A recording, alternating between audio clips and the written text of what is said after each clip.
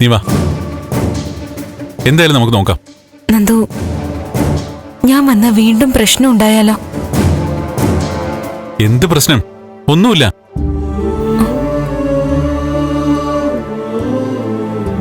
ഒന്നുമില്ലെങ്കിലും ഗിരീഷേട്ടൻ കൂടെയില്ലേ, നമുക്ക് നോക്കാം. നീ വാ. വാ.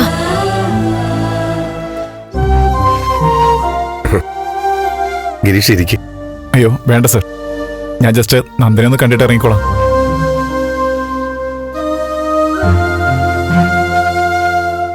സാറിന്റെ കാര്യങ്ങളെല്ലാം ഞാൻ അറിയുന്നുണ്ടായിരുന്നു.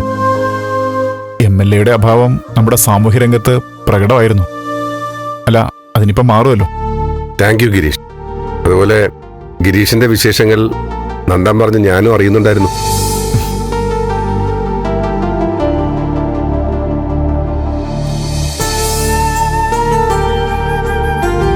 ഗിരീഷേട്ടാ,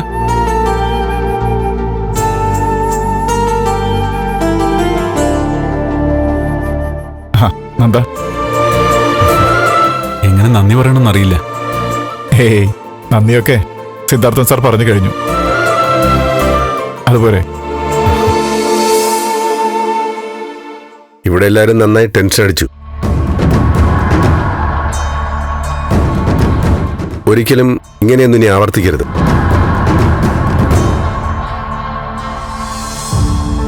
അച്ഛാ, കഴിഞ്ഞതൊക്കെ പറഞ്ഞ് അവളെ ഇനി വിഷമിപ്പിക്കണ്ട. എല്ലാം നന്നായി അവസാനിച്ചല്ലോ.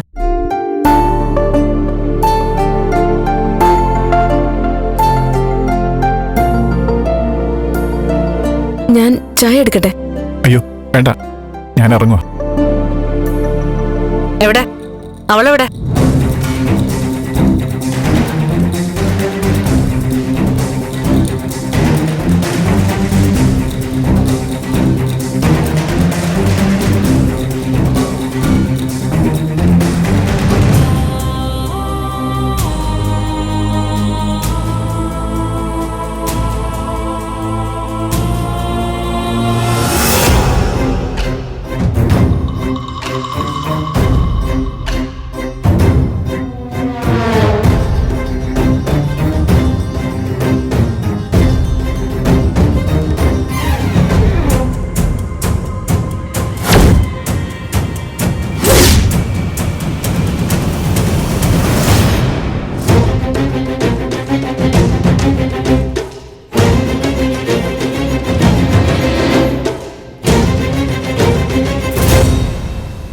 നീ കാരണ ഞാൻ ഈ പാതിരാത്രിയില് വീട് വിട്ടിറങ്ങേണ്ടി വന്നത്.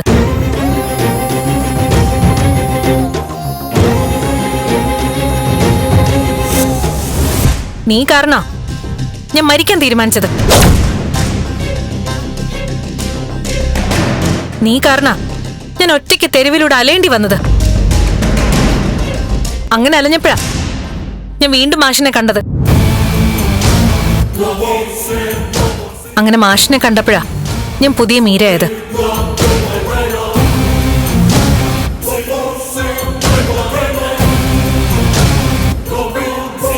എന്നുവെച്ചാ എന്നെ പുതിയ മീരയാക്കിയത് നീയാണെന്ന്.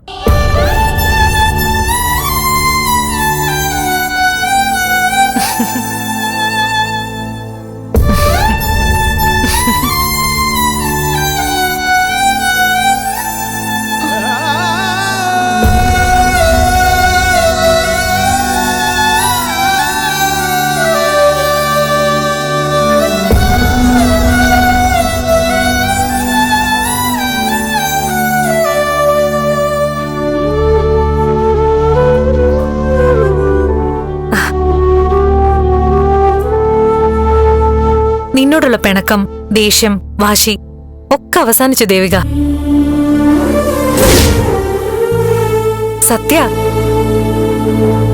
സത്യമായിട്ട് ഞാൻ പറയാ.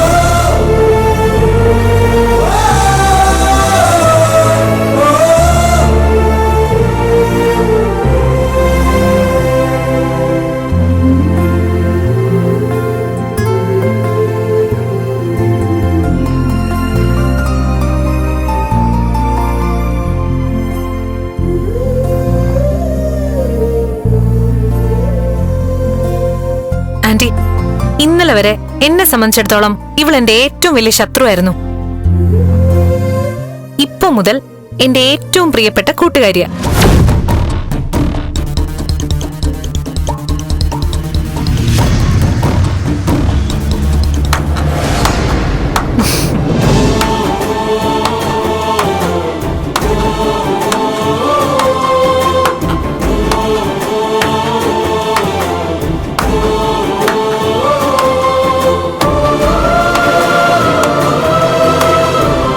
ആ കയ്യൊന്ന് നീട്ടിക്കേ.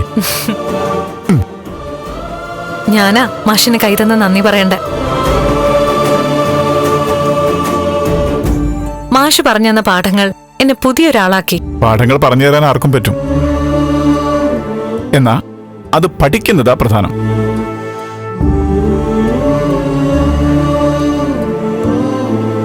അല്ലേ സർ?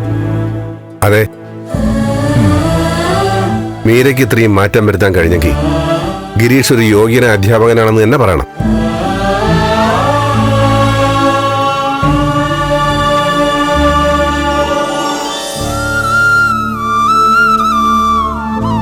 ഒരു അധ്യാപകൻ ഏറ്റവും കൂടുതൽ സന്തോഷിക്കുന്നത് നല്ല ശിഷ്യരെ ഓർത്താ.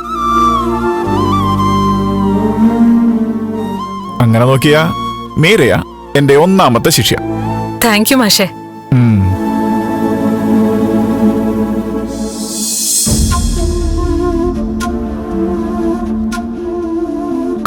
മാഷിപ്പ് ഇറങ്ങല്ലേ? നന്ദ, ഒരു മിനിറ്റ്. എന്താ മീര? ഒന്ന് വരൂ, എനിക്കൊന്ന് സംസാരിക്കാനാ.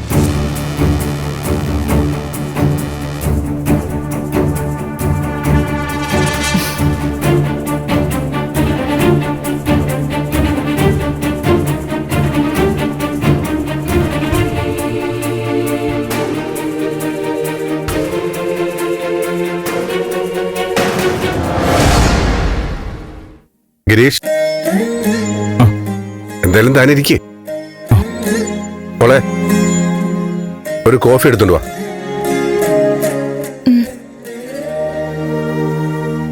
വാ ഗിരി, നമുക്ക് അങ്ങോട്ടിരിക്കാം.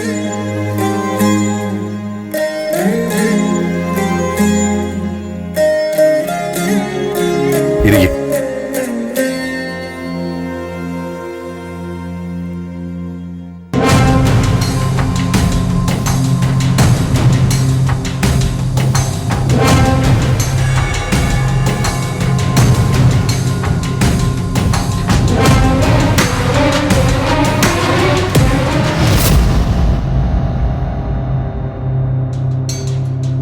ഇന്ന് നടന്നതെല്ലാം ഒരു മാറ്റത്തിന് വേണ്ടിയായിരുന്നു, അല്ലേ നന്ദ?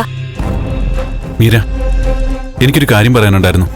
വേണ്ട, എനിക്കറിയാം നന്ദൻ എന്താണ് പറയാനുള്ളതെന്നും എന്താണ് ചോദിക്കാനുള്ളതെന്നും. എന്താണ് എന്റെ ഈ മാറ്റത്തിന് കാരണമെന്നല്ലേ നീ ചിന്തിക്കുന്നേ? ഗിരീഷ് മാഷ് എന്നോട് സംസാരിച്ചപ്പോഴാ ഞാൻ എന്തായിരുന്നു എന്ന് തിരിച്ചറിഞ്ഞ് എന്റെ തെറ്റുകൾ മനസ്സിലായത്. അതല്ല മീര. അതല്ലെന്നല്ല നന്ദ, നമ്മൾ ശ്രദ്ധിക്കുന്ന ഒരുപാട് പേര് നമുക്ക് ചുറ്റുമുണ്ട്. അത് നമ്മൾ കാണാതെ പോവും. അവരോട് ദേഷ്യം കാണിക്കും, വഴക്കുണ്ടാക്കും. അതൊക്കെ തെറ്റാണെന്ന് എനിക്കിപ്പം മനസ്സിലായി. ഞാൻ നന്ദനോടും ഒരുപാട് ദേഷ്യപ്പെട്ടിട്ടുണ്ട്, എനിക്കറിയാം.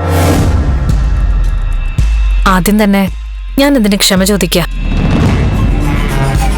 ഇനി സ്നേഹത്തിന്റെ ഭാഷയിൽ മാത്രം സംസാരിക്കണം, സന്തോഷത്തോടെ ജീവിക്കണം. അതാ എന്റെ ആഗ്രഹം. കോപവും ശത്രുതയും മനസ്സിൽ നിന്ന് പറിച്ചെറിഞ്ഞ് ശാന്തതയിലൂടെ നമുക്ക് മുന്നോട്ട് പോണം. നന്ദനാകെ വണ്ടറടിച്ച് അടങ്ങി നിൽക്കുകയാണല്ലേ? എനിക്ക് വട്ടായി തന്നെ തീർച്ചപ്പെടുത്തി കാണും. അല്ലാതെ പിന്നെ ദേവികയോട് ഇത്രയും ഇഷ്ടം കാണിക്കില്ലല്ലോ അല്ലേ? എനിക്ക് വട്ടില്ല നന്ദ, സത്യം. കുറച്ചു വട്ടുണ്ടായിരുന്നു, അത് താഴെ ഇരിക്കുന്ന ഗിരീഷ് ഡോക്ടർ ചികിത്സിച്ചങ്ങ് മാറ്റി. ആ കക്ഷി ഗിരീഷ് മാഷ് 2 തരത്തിൽ എന്നെ രക്ഷിച്ചേ. അന്ന് മരിക്കാൻ കിടന്നപ്പോ എന്റെ ജീവൻ രക്ഷിച്ചു. ഇന്നിപ്പോ എന്റെ മനസ്സും. ഇപ്പൊ എനിക്ക് ദേവികയോട് ഒരു ദേഷ്യവുമില്ല. ഇനി അവളോട് ഒരിക്കലും ശത്രുത കാണിക്കില്ല. കഴിഞ്ഞതൊക്കെ എല്ലാരും മറക്കണം. ഞാൻ മറന്നു കഴിഞ്ഞു. ഇനി നീ പറ, നീ എന്താ പറയാൻ തുടങ്ങിയത്? അത് ഇല്ല, ഒന്നുമില്ല. നീ പറഞ്ഞെന്താ? നീ പറയുന്നത് എന്തും ഞാൻ കേൾക്കും, അനുസരിക്കും. അത് മീര. പറഞ്ഞെന്താ? ഇല്ല, ഒന്നുമില്ല. പിന്നീടാവട്ടെ, ഞാൻ പറയാം. എനിക്കറിയാം, നിന്നെ ഞാൻ മനസ്സിലാക്കണം, കൂടുതൽ കൂടുതൽ സ്നേഹിക്കണം, ഇഷ്ടപ്പെടണം, അതൊക്കെയല്ലേ?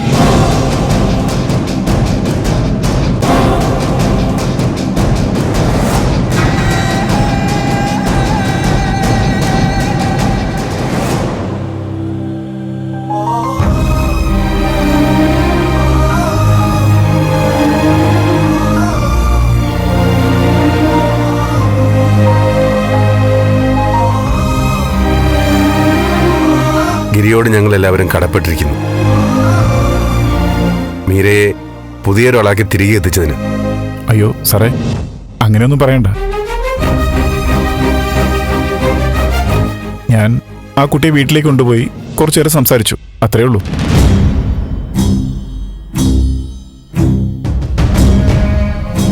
നല്ല സംസാരത്തിലൂടെ നമുക്കെളുപ്പം ഒരാളെ സ്വാധീനിക്കാൻ പറ്റും.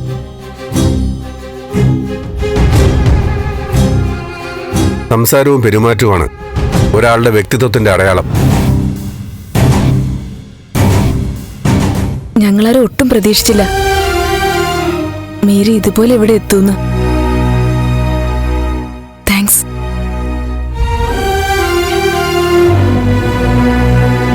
എല്ലാരും കൂടി പറഞ്ഞു പറഞ്ഞ് ഗിരിയെ ഒരു ഹീറോ ആക്കുകയാണോ? പ്രഭ, ഗിരിയെ പറഞ്ഞ് ഹീറോ ആക്കണ്ട. ജീവിതം കൊണ്ട് തന്നെ ഹീറോ ആയി മാറിയ ഒരാളാ.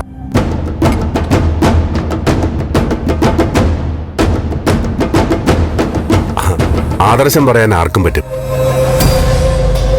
പക്ഷേ അത് ജീവിതത്തിൽ കൊണ്ടുവരാൻ ഗിരീഷിനെ പോലുള്ളവർക്കേ സാധിക്കും. മനസ്സുകൾ തൊടാൻ പറ്റുന്നവർക്ക് മനസ്സമാധാനം കൊടുക്കാനും പറ്റും. രജനീച്ചിയുടെ മനസ്സിൽ തൊട്ടതും അങ്ങനെ ആയിരിക്കും അല്ലേ ഗിരീഷേട്ടാ?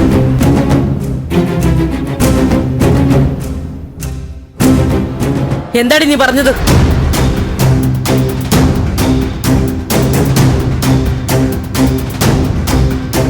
ആസ്ഥാനത്ത് അഭിപ്രായം പറയാൻ വന്നാലുണ്ടല്ലോ. ഏയ് പ്രഭ, എന്താ ഇത്? സിദ്ധു കണ്ടില്ലേ, ഇവിടെ കാര്യങ്ങൾ പറയാൻ ഞാനും സിദ്ധു ഉണ്ട്.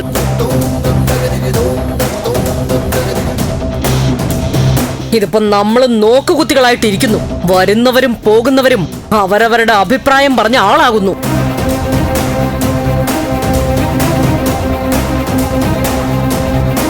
നിലയ്ക്ക് നിന്നോണം. മാഡം, എന്നെക്കുറിച്ചൊരു വാക്ക് പറഞ്ഞതിന് ആ കുട്ടിയെ വഴക്ക് പറയണ്ട. ഒന്നുമില്ലെങ്കിലും മകന്റെ ഭാര്യയല്ലേ? ആരാ ആരാ മകന്റെ ഭാര്യ? ആരാണെന്ന്? മകന്റെ ഭാര്യ ആരാ, മകളുടെ ഭർത്താവ് ആരാന്നൊക്കെ തീരുമാനിക്കാനേ ഇവിടെ ഞാനും സിദ്ധുവുണ്ട്. പ്രഭ, ഗിരി നമുക്ക് അതിഥിയാ. പക്ഷെ സംസാരം കേട്ടാ ഇത് അദ്ദേഹത്തിന്റെ വീടാണെന്നും നമ്മൾ വലിഞ്ഞു കയറി വന്നവരാണെന്നും തോന്നും. അമ്മ പ്ലീസ്.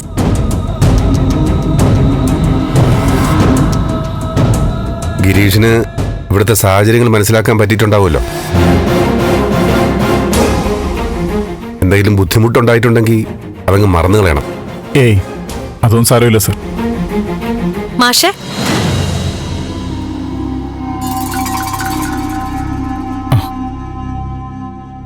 സംസാരിച്ചിരുന്ന് ബോറടിച്ചോ?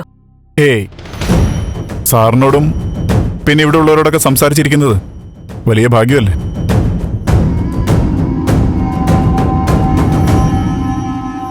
അതെ, ഇന്നിവിടുന്ന് ഡിന്നർ കഴിച്ചിട്ടേ പോകാവൂ. അയ്യോ, അതൊന്നും വേണ്ട. താൻ ഹാപ്പി അല്ലേ? ആ, സാറ് പറഞ്ഞ പോലെ ഇനി ഇതുപോലുള്ള വേണ്ടാത്ത കാര്യങ്ങൾ ചിന്തിക്കരുത്. ഓക്കെ മാഷെ.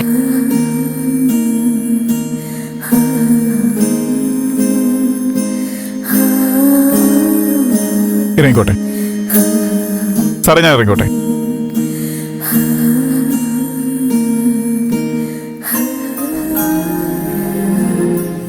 നല്ല കോഫി.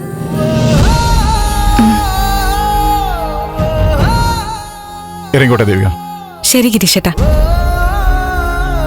ഓക്കെ എന്താ?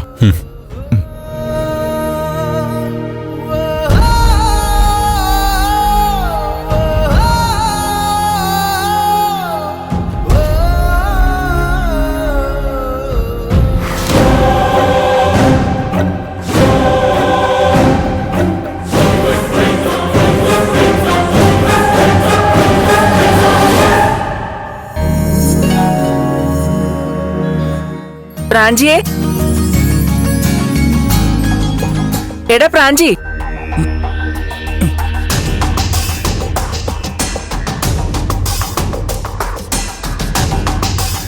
എടാ പ്രാഞ്ചി,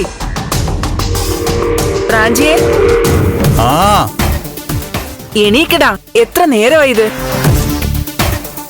ദേ ഗിരി ഇപ്പൊ വരും, നീ എഴുന്നേറ്റ് വരുന്നുണ്ടോ? വരുന്നു. എടാ പ്രാഞ്ചി, ഇനി ഞാൻ വിളിക്കില്ല കേട്ടോ.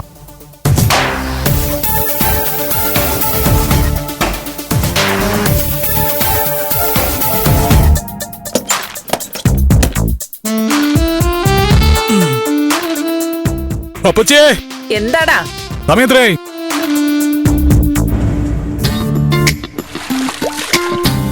ആ വന്നോ? ഇതെന്തുറക്കുവാടാ? 4 മണിക്ക് കയറി കിടന്നേല്ലേ? ഭക്ഷണമൊന്നും വേണ്ടേ നിനക്ക്? ഗിരീഷേട്ടൻ അവിടെ? അവൻ വരും, നീ കഴിച്ചോ. കപ്പ എടുക്കട്ടെ അതോ ചപ്പാത്തിയോ? അപ്പച്ചി കട്ടൻ കാപ്പി ഇരിപ്പുണ്ടോ? ആ ആ, എന്നാ ഒരു കട്ടൻ കാപ്പി തന്നാ മതി. ഗിരീഷേട്ടൻ വന്നത് കഴിക്കാം.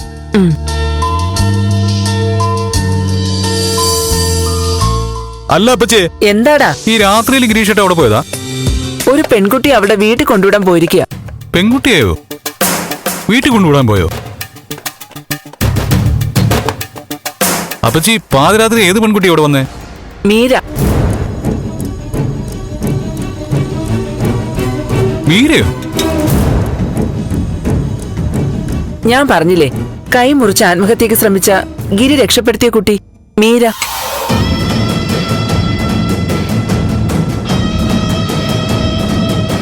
ആ മീരയോ?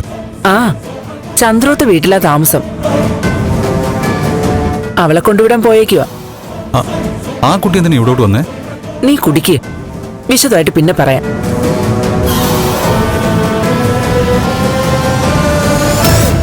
ഒന്ന് പറ അപ്പച്ചി. ആ പെണ്ണെന്തിനാ ഇങ്ങോട്ട് വന്നേ? ആ കുട്ടി അവിടുന്ന് പിണങ്ങി ഇറങ്ങി പോന്നതാന്ന്. എന്തിന്? അതൊക്കെ പറയാടാ, നീ കുടിക്ക്.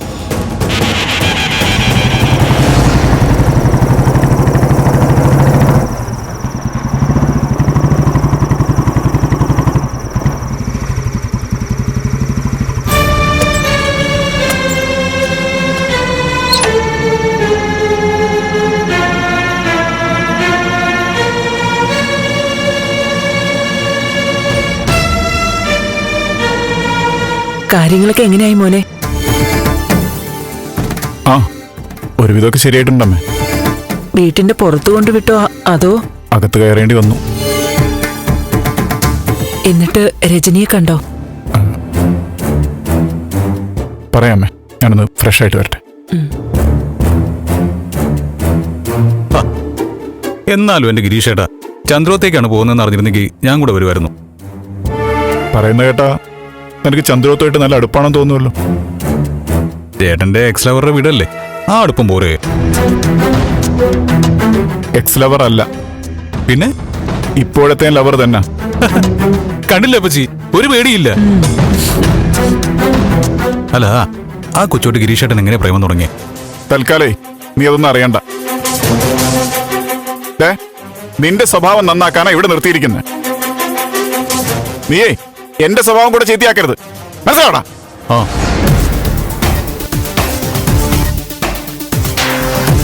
ഇത് അധികകാലം പോകുമെന്ന് തോന്നുന്നില്ല. എന്താടാ? ഒന്നുമില്ല.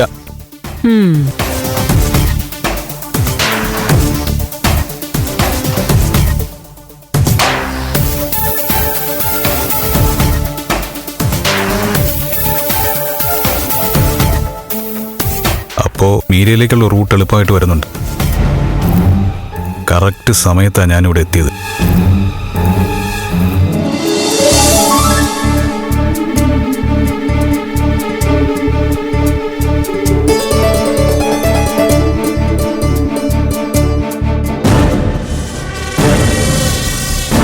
മോളെ, നീ എന്തിനാ ആ പെണ്ണിന് ദേവികയ്ക്ക് വലിയൊരു സ്ഥാനം കൊടുത്തൊക്കെ സംസാരിച്ചത്? എന്താണെന്ന് അറിയില്ല ആന്റി. ആ ഗിരീഷ് മാഷിന്റെ വാക്കുകള് എന്നെ ഇങ്ങ് സ്വാധീനിച്ചു കളഞ്ഞു. അകക്കണ്ണെന്നൊക്കെ പറയില്ലേ സാഹിത്യത്തില്, അകക്കണ്ണുണർന്നു. അപ്പോ ലോകത്തിനാകെ നല്ല നിറം വെച്ചതുപോലെ. മാഷിന്റെ വീടിന് മൊത്തത്തിൽ ഒരു പോസിറ്റീവ് വൈബാ. മാഷിന്റെ അമ്മ ഒരു രക്ഷയില്ല. വാചകവും പാചകവും അടിപൊളി.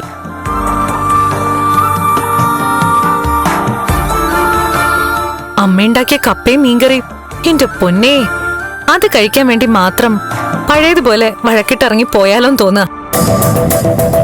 പുതുതായിട്ടൊരു സ്ഥലത്ത് പോകുമ്പോ ഒരാളെ പരിചയപ്പെടുമ്പോഴൊക്കെ ഇതുപോലൊക്കെയുള്ള തോന്നലുകൾ വരും. അതിൽ വലിയ കാര്യമില്ല മോളെ. അതൊന്നും എനിക്കറിയില്ല. എന്തായാലും ഇപ്പൊ എന്റെ മനസ്സില് മാഷിനൊരു വലിയ സ്ഥാനമുണ്ട്. രജനി ചേച്ചിക്ക് വലിയ നഷ്ടം സംഭവിച്ച്.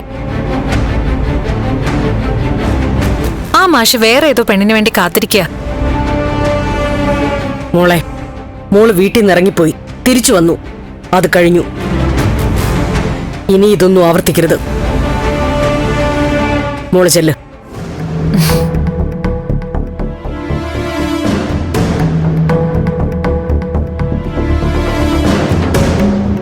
ഇവളുടെ പോക്ക് എങ്ങോട്ടാണെന്ന് അറിയാൻ വയ്യല്ലോ.